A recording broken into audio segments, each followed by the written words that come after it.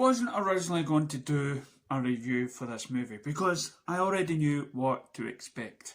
Now let's put the basic knowledge out first, okay? This isn't a Zack Snyder film. It's only sort of produced by him. It's not written by him or directed by him. So already you were going to get a different Wonder Woman. Now, who did write it? Well, Geoff Johns. Now, Geoff Johns, known for his comic books, which are great, by the way, but his TV shows and movie history are somewhat cheesy. It's very loving and very sort of Disney, nicey, Marvel sort of colours and everything else. So, Zack Snyder, he gave it something fresh, something different. Now, in an interview, Patty Jenkins has already said that the first Wonder Woman movie was not her film, right? She was basically hired to sort of promote the fact that she was a woman director. Because, let's face it, we're living in a Me Too world. So this film that Patty Jenkins was was her own movie. This was hers, no studio interference whatsoever. I mean, we've just heard as well that Zack Snyder's original idea was through the Crimea War, where there is actually a picture of him, picture of Wonder Woman holding severed heads. So, but that never got shot, and it was then changed to World War I. So, what do we expect to see from this Wonder Woman 84? Well, it's, first of all, Geoff Johns, cheesy, and it's a woman directing. Now, not trying to sound sexist, but Patty Jenkins herself said that she was no fan of cutting off heads or anything like that. She felt like that wasn't Wonder Woman. And I'm thinking, what comic books have you read, Patty Jenkins? Amazon Warrior Princess here has had different incarnations. It's went through different writers that had different ideas of what the Amazon Warrior was like. And I believe when it came to something like cutting off heads, that was more or less for monsters, beasts and Cerberus and creatures from the Greek legends. I can't see them talking love. But here, let's get into the review. So, it starts off where we're seeing Themyscira, and we see the young Diana entering a race. Surprisingly, she not only is the youngest, but is the smallest to enter such a competition. And by the looks of it, it was a very dangerous competition for a young girl to behold. So it already shows that there must be something different about her compared to the other women taking part. And then as she goes along, always wanting to win, always trying to prove herself, she gets knocked off by a branch. Trouble ahead. There is spoilers in this, so please be warned. So then she gets whacked off by a branch. She then she cheats. She takes the shortcut, which the Queen knows by the lack of blue flame that's released into the air. So she has got no right to win, even though she crosses the finishing line. And if you think about it, it's a bit like the 80s. Now, what is the 80s? 80s was like Wall Street, where you had people wanting money, people wanting power. We had the Margaret Thatcher. We had everything had to do with money, ownership, bosses, control. It was a really, in that sort of climate, it was take everything. So by Wonder Woman cheating, she was going for the goal no matter what the cost is.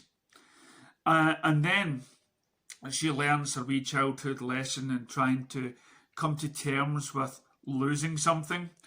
we fast forward to the future, where it's the 80s, and we believe that Wonder Woman is still in hiding.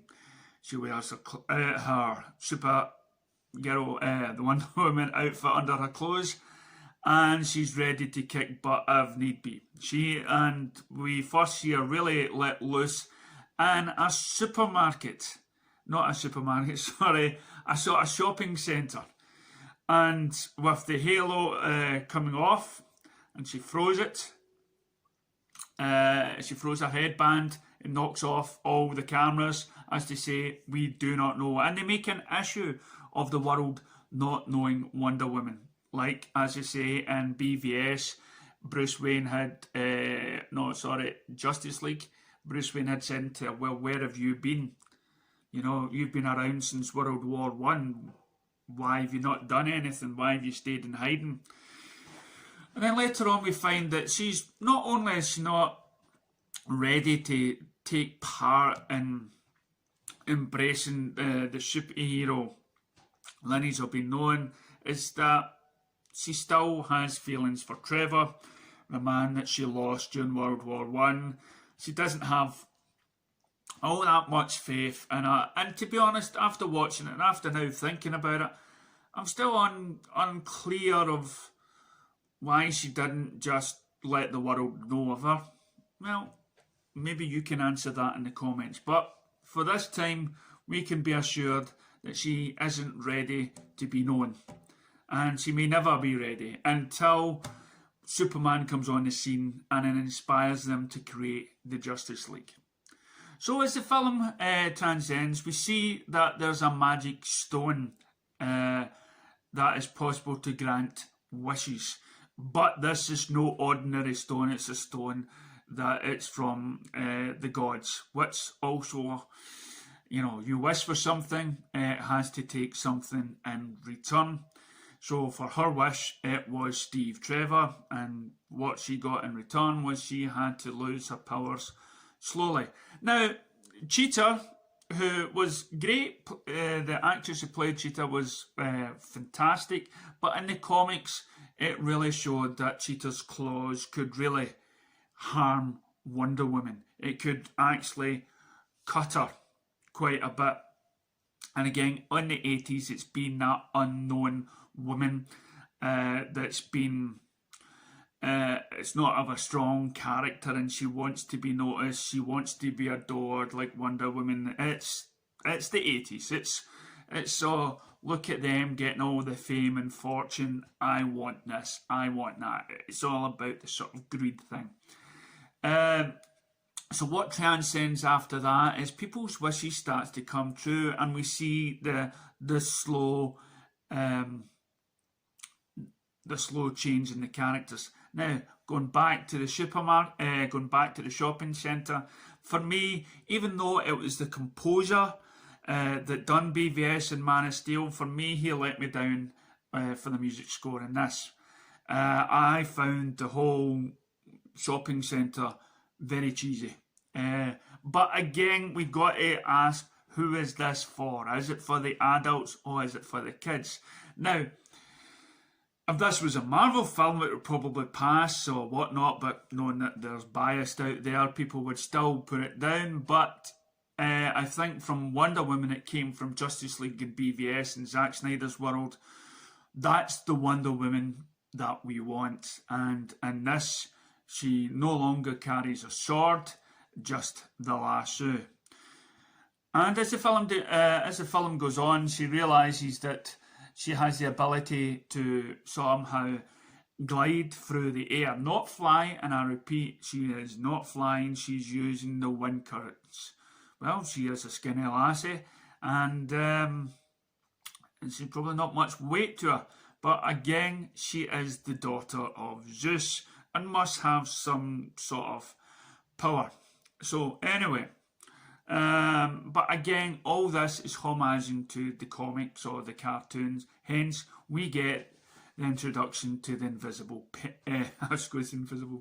The invisible plane makes its appearance, and we have the thing that probably lets this film down a little bit is there's more story than there is action. You know, and as I've said before in my other video, when you have more than one character to establish, you need more time to establish each and every one of those characters. That prolongs the film. Hence why if BVS you're trying to introduce 2 hours may not seem right. Hence the Ultimate Edition of BVS. So Wonder Woman then goes on and she sees that she needs to get the stone back, and in doing so, she may jeopardise losing the love of her life again. But again, we must take on board that at least Steve Trevor sees the future and sees what the world has become, and has that time to spend again with a loved one. And let's put another way, he's also been to the so-called heaven and he's came back. So it's been a bit of a journey for him. And what made it sad for the missus is when she had to say goodbye and he just disappears in the background. She sacrifices her love for the good of all, which is heroic. To grant the wish. And what also makes this unique is that the main villain, in the comics, he'd actually had his neck snapped by Wonder Woman because he became too powerful. And he was making Superman do what he wanted. So I was always expecting the man to get his neck snapped. But no, what happens next is a totally different thing. She lassos his. You see the backstory of him, and this is a man that didn't have a nice childhood, that didn't have a strong connection with his father, that seemed to be a failure, a poor person, that always striving to be better, just like Cheetah. The two of them were losers, which was a big thing again in the 80s. But once Wonder Woman tied that lasso around his ankle, made him see and speak the truth, he realised that he had everything he ever needed, and it was his son. He didn't need anything. His son didn't need him to be rich. His son didn't need him to be powerful. His son just wanted his father with him. Now those are great, interesting ideas for a film. Those show Wonder Woman in a sort of nice, sort of heroic way. But for me, it felt too much like it belonged on a TV show, a TV episode. And I just been texted recently that Zack Snyder's turned Wonder Woman into cheesy. And as I say, that wasn't Zack Snyder's Wonder Woman. You know, the Wonder Woman, the first one was written by Zack Snyder. And that was more of his sort of ideology that he helped Patty Jenkins with, and with that combination made a great film. With Jeff Johns known to have ruined Justice League and got Zack Snyder out of the picture, with Jeff Johns and Patty Jenkins coming together, did it make a good team? I'm afraid not. The film, yeah, entertaining, lacked the grit and the hero that a lot of women and men aspire to. Now, Patty Jenkins said that no woman wants to see another woman cut their heads off. Well, that to me could also be a sexist remark, because women are just as strong and as powerful and as vengeful as men. So is the film okay to watch? Yes, it's fine. It's a great film to watch during this time of lockdown. But the good thing is we're getting the Wonder Woman back with Zack Snyder's Justice League coming out in March. And let's hope, and if you pay for that movie, if you subscribe to anything that has Zack Snyder's vision for Justice League, you too could help make Justice League 2 possible. Well, normally I have a movie review channel which I'll add this to, and normally at the end of it I give it a thumbs up or a thumbs down on what I thought of the movie. So I'll give this film that score. That means, yes, it was okay, but that there was also, you know, it was lacking something. It was lacking grit. It was lacking the maturity that we knew that had came before it, from Wonder Woman to... Does this make Patty Jenkins a bad director? No, it's her vision and she's got her wish. Where she goes from here, where Wonder Woman goes from here, well, for me, I believe it's up to us. How we like to view Wonder Woman. The Zack Snyder way. And if you want more of that, we know what to do. Help support Zack Snyder. Help support the Snyderverse. And start hashtagging release the Snyderverse. I'll catch you next time. Thanks for watching.